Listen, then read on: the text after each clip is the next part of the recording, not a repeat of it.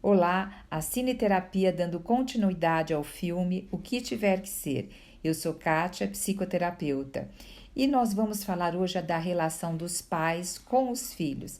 E se você não viu as outras partes desse filme, é interessante que você veja, para que agora você possa entender um pouco da relação deles para com seus filhos, dos seus filhos para com ele.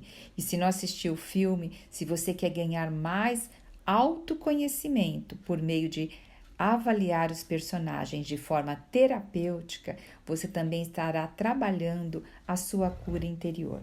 Então, vamos ver a relação da Estela com o seu filho. O seu filho, eu não me recordo direito, mas ele deve ter uns 6 anos, 5 anos. E a Estela, ela dá um amor meio que sufocante e é uma proteção que lá no íntimo está enfraquecendo o filho. É como se Estela, ela não grita, ela não maltrata. Ela é hiperpaciente com o filho, mas ela protege demais, decide por ele e está sempre à frente. À primeira vista parece zelo, mas na verdade isso é uma superproteção disfarçada de amor.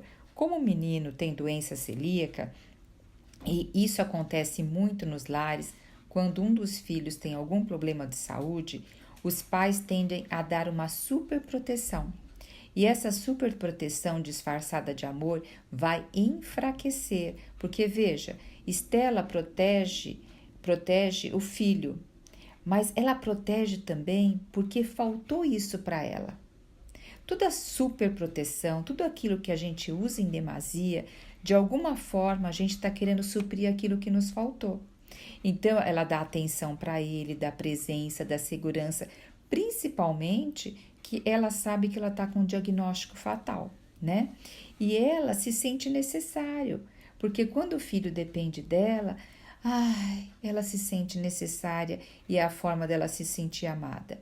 E ela tem medo que ele sofra, que ele erre ou ele se frustra. Então, o que ela faz? Ela antecipa tudo que é necessário. Ela não corrige, né? E o resultado disso é que o filho não cresce por dentro.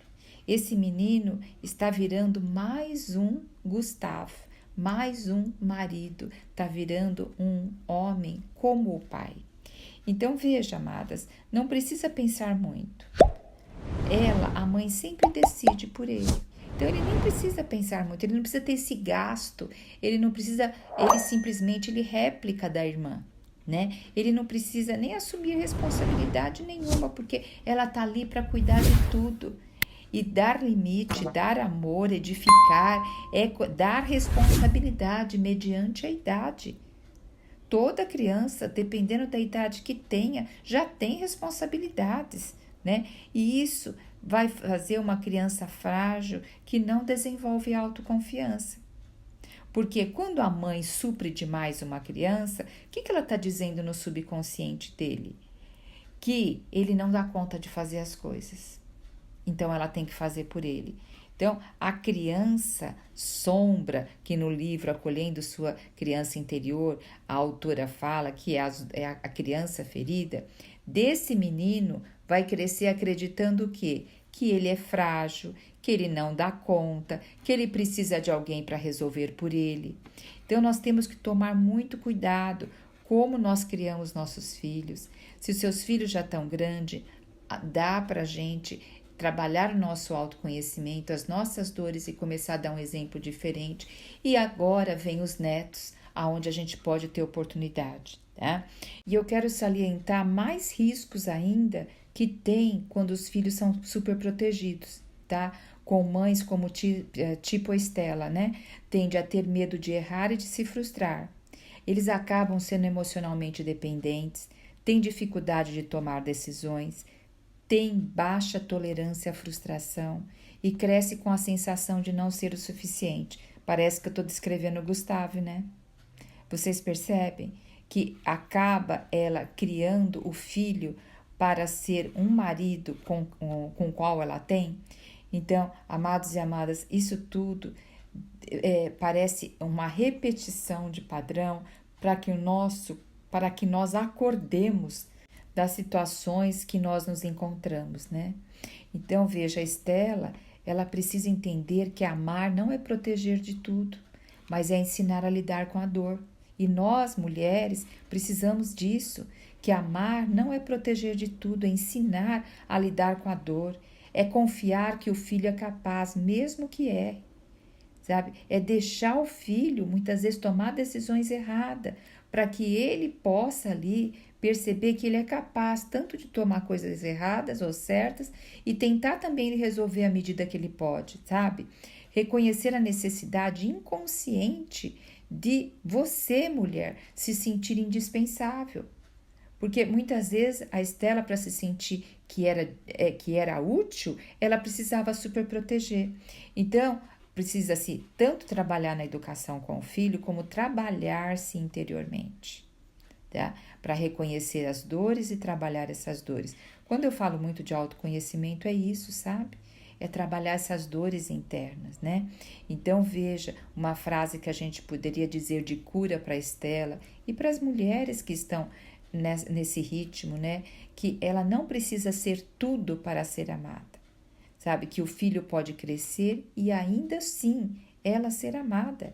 A gente, amados e amadas, a gente não deve ter essa sensação que eu tenho que fazer as coisas para o meu filho me amar, para gostar de mim. Não, eu tenho que fazer as coisas para o meu filho crescer, para o meu filho realmente ser independente cada vez mais de mim. Tá? E as mães guerreiras acabam fazendo os filhos frágeis. Então, as mães guerreiras, elas lutam sozinhas, elas tendem a lutar sozinhas, porque desde pequena elas se viram muito sozinhas. Então, agora, elas querem lutar para que os filhos não passem isso, tá? Então, a mãe guerreira geralmente sofreram abuso, traição, escassez, assumiram tudo sem tempo para se curar. E quantas vezes a mulher guerreira, ela se esconde atrás de um monte de tarefas, de um monte de preocupação, para ela não lidar com as suas feridas, para ela se esconder dela mesma. Agora, muitas vezes isso vai se repetir nos filhos de uma forma para ela poder olhar novamente para ela, ou vai ali ter um casamento que vai querer que ela olhe para ela, né? Então, a tendência das mães, das mulheres, é elas fazerem o quê? Colocar comida na mesa, dar roupas adequadas, dar um celular, dar acesso a conforto, dar um amor incondicional, amor quase sem limite. E o que elas evitam? Evitam muitas vezes dar regras firmes, por limites claros. Evita que seus filhos tenham frustração, evita responsabilidades proporcionais à idade, né? E por que as mulheres guerreiras tendem a fazer isso? Porque essas mães muitas vezes têm lá a sua criança ferida, que pensa, eu sofri demais, mas eu não quero que meus filhos passem por isso que eu passei. Só que sem perceber, sabe o que está acontecendo? Confundem amor com facilitação. Gente, amor não é facilitação. Eu lembro quando o Senhor fala para Pedro, Jesus fala para Pedro para ir pescar. E que lá na boca do peixe ia ter uma moeda. Não podia ter sido uma forma mais fácil? Mas lá ele ia ter que ficar pescando lá. E pescando. Porque se ele jogasse a rede ia vir vários peixes. Ele tinha que abrir a boca de cada peixe. Então, talvez ele teve que ir lá em alto mar e ficar com a varinha de pescar. E todo pescador sabe que tem que ficar esperando, pensando. O Senhor não facilitou para ele, tá? Então, veja, a gente tem que perceber isso, que amor não é facilitação. Porque quando facilita demais, enfraquece emocionalmente os filhos, né? Como a gente vê a consequência de vários jovens hoje que desistem no primeiro não. Homens e mulheres que não sabem cuidar de si mesmos. Nós estamos tendo uma geração dessa forma. Adultos que esperam da vida o mesmo cuidado que a mãe deu e se frustram quando não recebem, né? Então, o que seria saudável, Estela, ensinar, né? Ou nós, né, como mães? Gente, eu errei muito como mãe. Nossa, hoje, com esse autoconhecimento que eu tenho, eu percebo que eu errei. Meus filhos, um já tem mais de 30 anos, a menina ainda mais nova, mas eu ainda persisto, sabe, amados, tanto em oração quanto em busca de eu crescer, para ser uma referência diferente. É claro que hoje não dá mais para a gente pôr limites, falar diretamente, mas dá sim para eles verem exemplo na nossa vida e verem referências, né? Mas o que seria saudável, né? É ensinar com amor e permitir que errem, dar afeto, mas também dar responsabilidade, como nós falamos.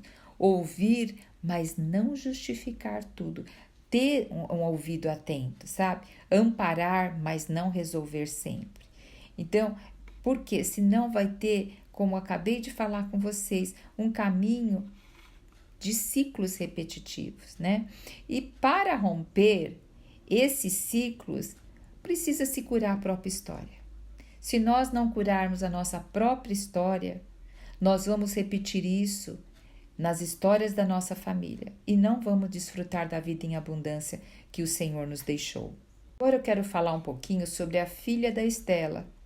Então a gente já vê uma menina que traz assim traços, não tem tanto ênfase nela, mas ela traz traços marcantes, né? Que a gente faz um impacto ali na história conosco, a forma dela se comportar. Então a gente vê a filha de Estela, assim, é um silêncio que fala alto. Kátia, como assim? A menina responde, fala, isso mesmo. Ela fala alto, mas lá no íntimo, enquanto o pai é ausente, se cala, mas também está ofendendo, a menina, ela fala alto, a menina se expõe. Então, e olha, e até que a menina é uma filha até um pouco madura para a idade, tá? Porque ela parece uma observadora, ela, assim, é responsável por aquilo que ela quer, ela exige atenção, é respondona, é mal educada, sim, mas lembra, é uma rebeldia buscando atenção, tá? Então, ela sim, ela desenvolveu esse ato de provocar, é uma forma de falar, eu estou aqui.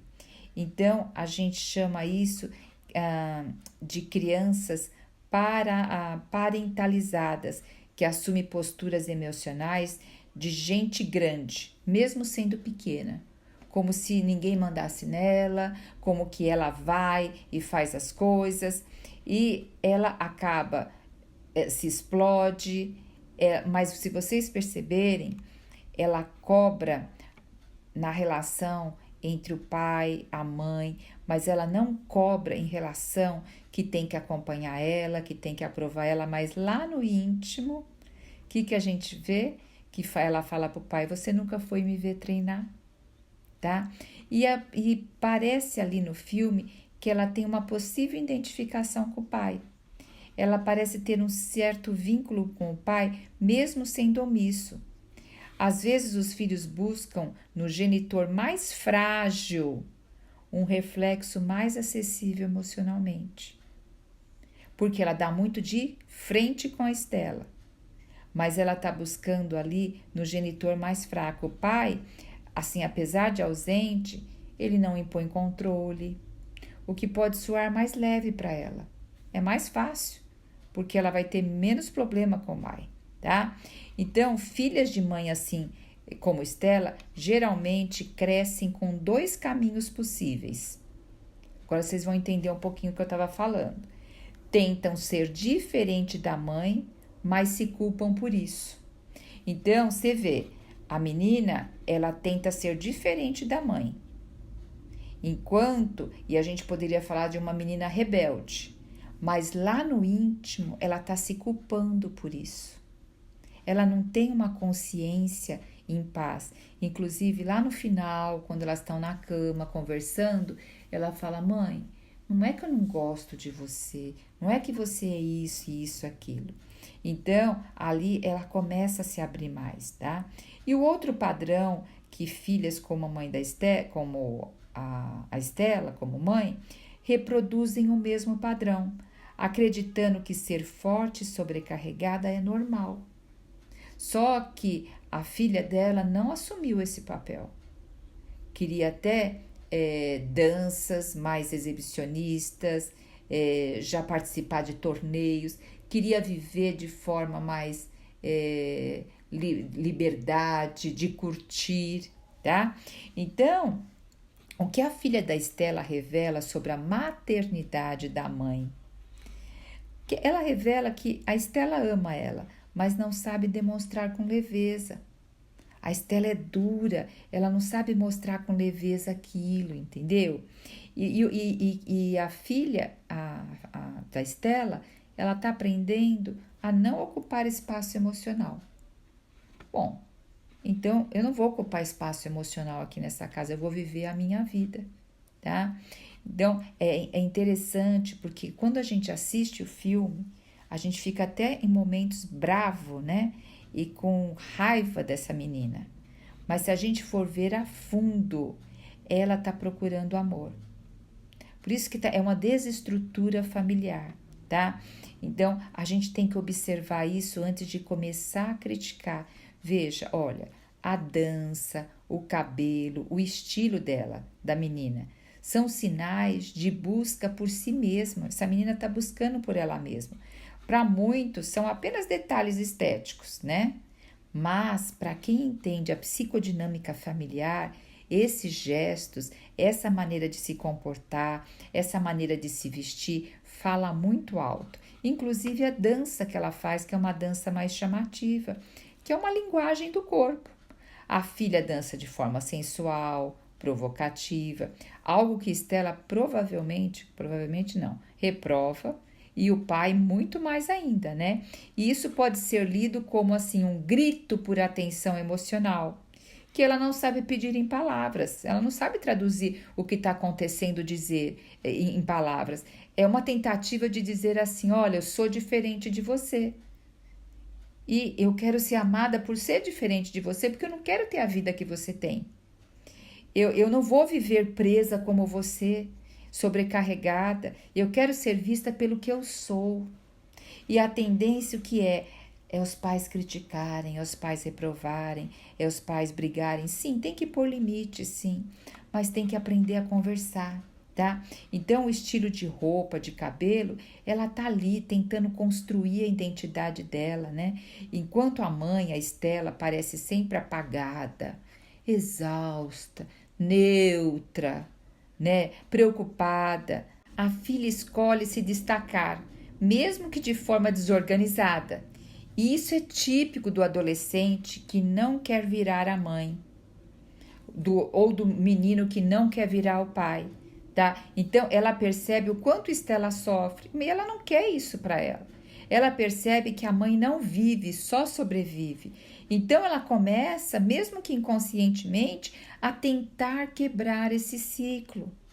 Mas como ainda ela não tem essa maturidade emocional, esse conhecimento, a forma dela se posicionar é estética, não argumentativa. O adolescente e muitas pessoas usam a forma estética, a forma do comportamento, porque não consegue expressar isso em palavras, né? Então, a filha, ela pode estar dizendo lá silenciosamente dentro dela, eu não quero ser controlada e cansada como você, mãe. Eu não quero viver o que você não viveu. Você não viveu nada, mãe. Eu não quero ter a vida que você tem. Mas também não sei como fazer isso sem te decepcionar. Então imagine a dor também e o conflito que há dentro dessa menina e o que isso pode gerar para o futuro. É um conflito oculto. Essa rebeldia, por mais sutil que seja, que no caso dela não é tão sutil, né? É bem ali ativa, né? Tem um sentimento assim de angústia interna, tá? Então, provavelmente ativa em Estela um sentimento de ameaça. Porque imagine, a mãe faz tudo e vê a filha desse jeito e não sabe também. Por isso, amados, não existe receita de bolo para criar filhos. Não existe mesmo. Mas existe sim nós aprendermos conosco primeiro a nossa história, curar a nossa história e saber dialogar com todas as faixas etárias do nosso filho. Ninguém vai em busca disso. Muitas pessoas se preparam aqueles aniversários, ficam meses preparando festas, mas ninguém vai aprender a como conversar com filhos, a como ter diálogos assertivos, a como curar a sua vida. E os cristãos, nós como os cristãos, depois ficamos, ai Senhor, socorre meu filho, amém, nós temos que orar sim. Mas o quanto nós nos abrimos para também aprender a lidar com tudo isso, tá? Veja, a gente não consegue controlar a vida dos nossos filhos, mas nós influenciamos, nós somos referências. Ou eles vão querer ser como nós, ou eles vão querer se afastar de nós, tá? E o risco do futuro é romper o diálogo e conexão com essa menina. A história termina com a mãe falecendo. Imagine a cabeça da menina como ficou. Não vou querer ser igual minha mãe mesmo, porque olha o fim da minha mãe. Deu um nó na cabeça dela. Qual vai ser o futuro dessa menina? Então, mas se a Estela continuasse viva, com certeza ia romper afetivamente com a mãe ao crescer, que a gente vê muito isso. Ou virar uma adulta que oscila entre rebeldia e culpa, com dificuldade de confiar em mulheres fortes como referência. Qualquer mulher que seja forte igual a mãe vai assim assustar ela, né? Então vocês percebem o quão Deus nos deu uma missão de tanta importância,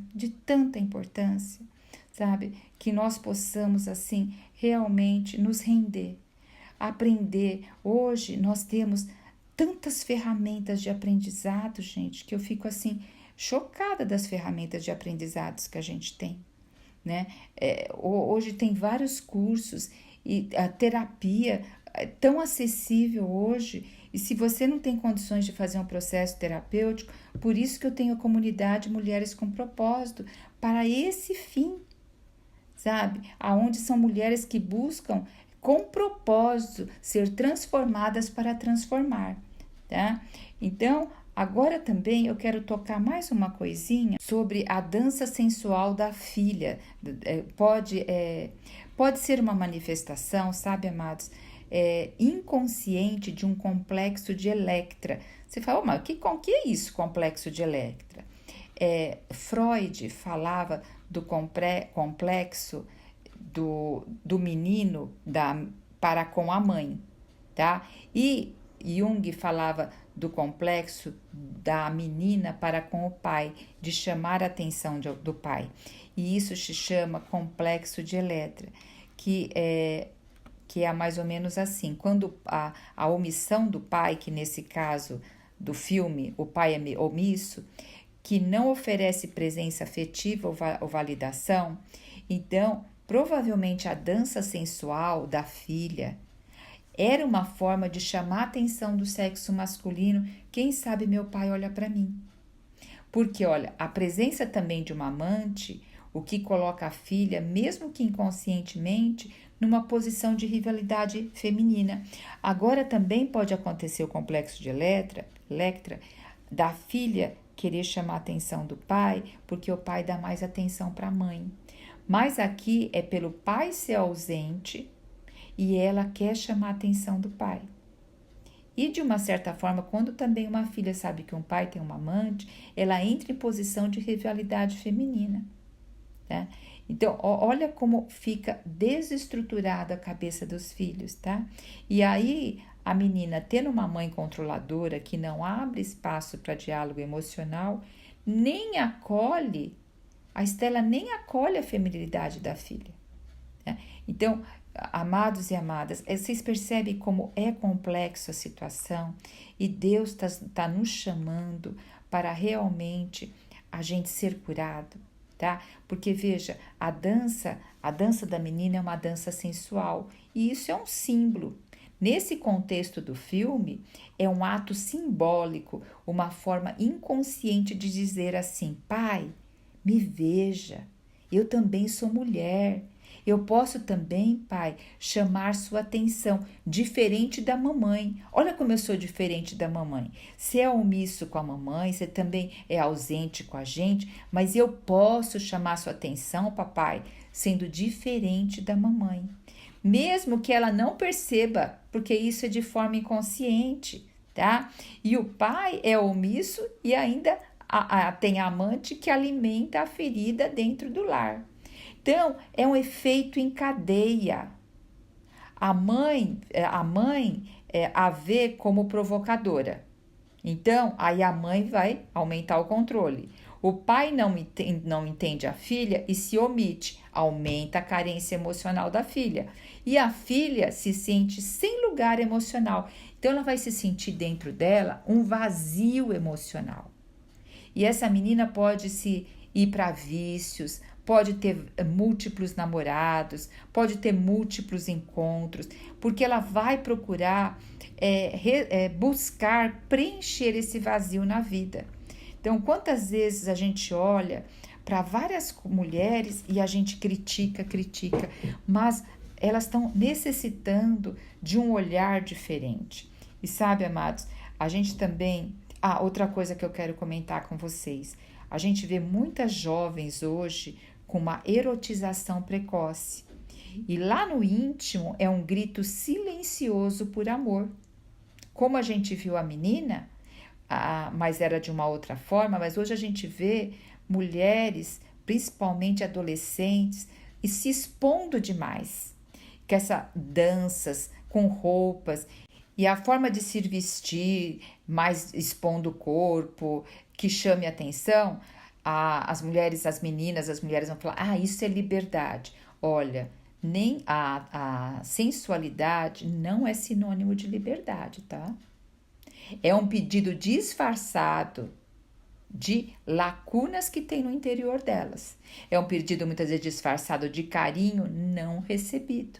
É um sinal que algo falta em casa, algo faltou em casa e aí ela tem que sobrar, ela tem que se expor, ela tem que deixar ela à exposição como uma vitrine. Então, quando o corpo fala, o coração não sabe dizer não. O que eu quero dizer com isso?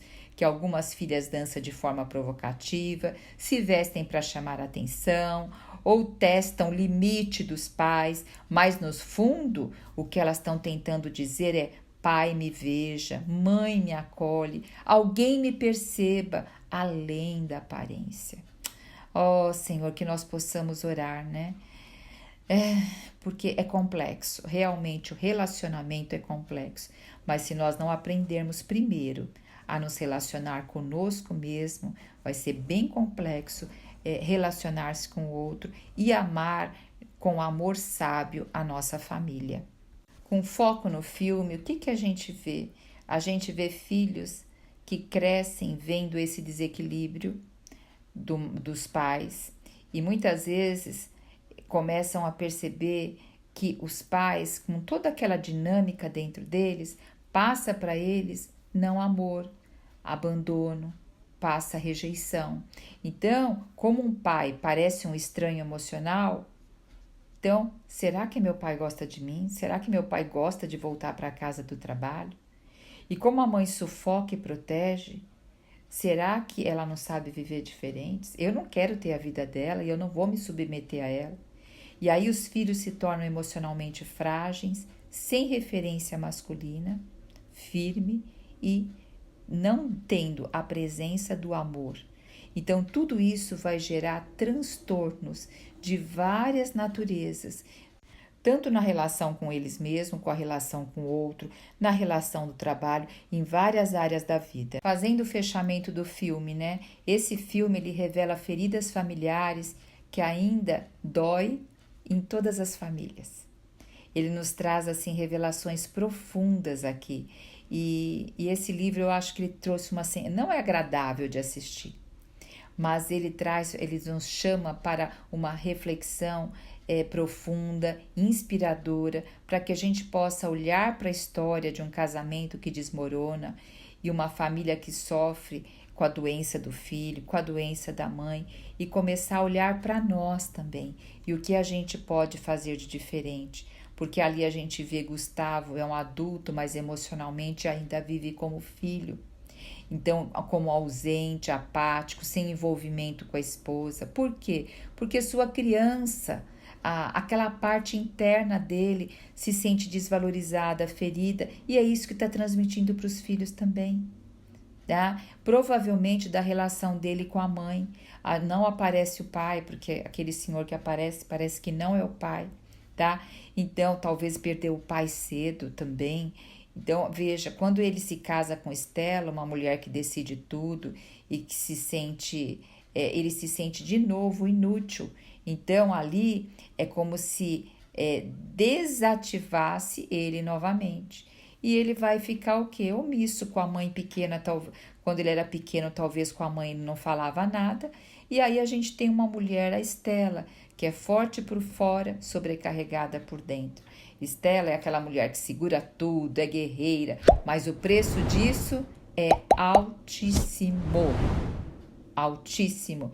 E o filme mostra tão forte esse preço altíssimo que mostra que ela faleceu. Tá? Ela é uma mulher que ama, mas controla. Ela cuida muito, mas sufoca. Ela protege muito, mas impede que os outros cresçam. Então, amados e amadas, ela vive o que muito de nós vivemos, não é verdade? Uma maternidade cheia de luta, de renúncia e de solidão emocional. Só que no desejo de poupar os filhos da dor que nós vivemos, que Estela viveu, ela acaba criando filhos frágeis, dependentes, inseguros.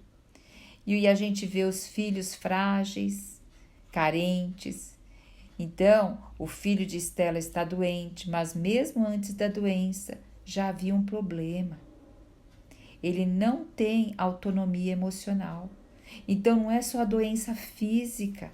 Esse menino estava sendo criado para não ter autonomia emocional, para não saber lidar com as frustrações, não aprender a confiar nele. E a filha da Estela, por sua vez, grita com o corpo o que não consegue dizer em palavras.